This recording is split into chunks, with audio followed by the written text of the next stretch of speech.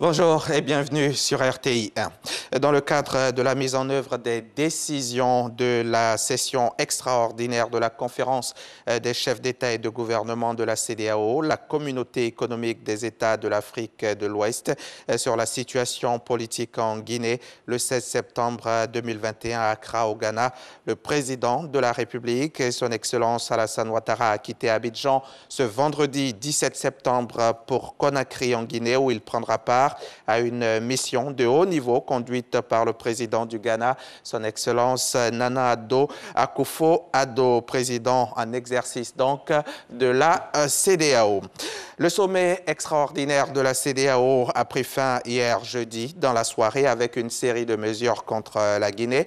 En tout, ce sont 6 points qui ont été énoncés ce jeudi soir à l'issue de ce sommet, notamment le maintien de la suspension de la Guinée de toutes les instances de l'organisation, une transition de 6 mois demandée et interdiction de voyager pour tous les membres du CNRD. Et bien sûr, le chef de l'État, Alassane Ouattara, a pris part à ce sommet. Viviane Naïm.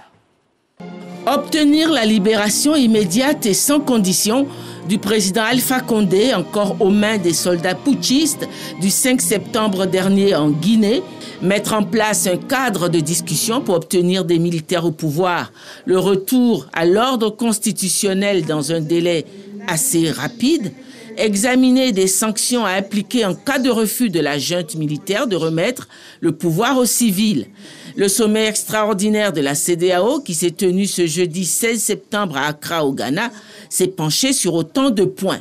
Ce sommet se voulait en outre un front uni de tous les chefs d'État de la CEDEAO pour condamner fermement le retour des coups d'État dans la sous-région ouest-africaine, illustré par les 2 coups d'État successifs au Mali, le 18 août 2020 et le 31 mai 2021, puis dans un délai rapproché, le coup d'État en Guinée du 5 septembre 2021. Réunis à Accra, le président de la République Alassane Ouattara ainsi que tous les autres chefs d'État de la CEDEAO se sont longuement concertés sur la mise en place d'une transition en Guinée et qui sera dirigée par une autorité civile.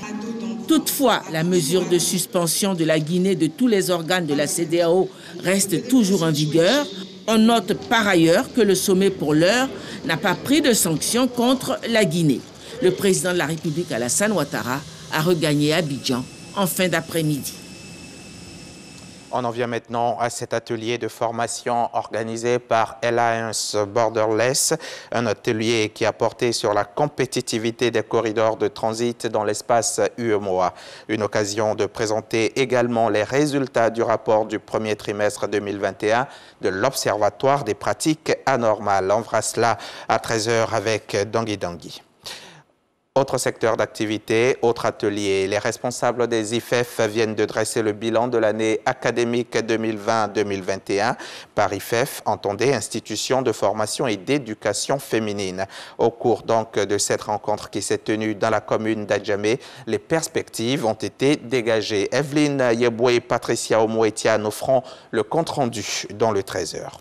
Depuis la condamnation en 2016 de l'ex-président tchadien Hissène Habré, l'Union africaine est chargée de mettre en place le fonds fiduciaire qui permettra de dédommager les 7400 victimes. Une délégation de l'UA est toute la semaine à N'Djamena pour finaliser la mise en place de ce fonds. L'instance se donne une semaine pour finaliser la mise en place donc, du fonds. À N'Djamena, elle doit rencontrer victimes, avocats et autorités avec des rendez-vous au ministère des Affaires étrangères et de la Justice. Isaac Kamali, soupçonné d'être impliqué dans le génocide des Tutsis, a été mis en examen hier en France pour génocide et crime contre l'humanité et placé sous contrôle judiciaire. Selon le parquet national antiterroriste, il a contesté les faits qui lui sont reprochés. Le génocide a fait plus de 800 000 morts selon l'ONU, essentiellement des Tutsis exterminés entre avril et juillet 1994. À ce jour, 2 procès liés au génocide au Rwanda ont débouché en France sur les condamnation définitive de 3 hommes.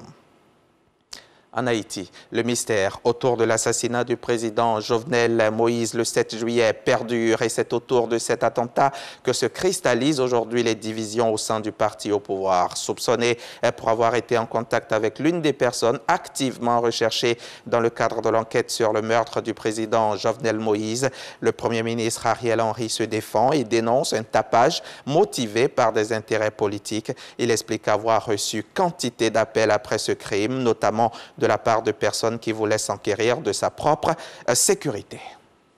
On se retrouve à 13h pour le journal.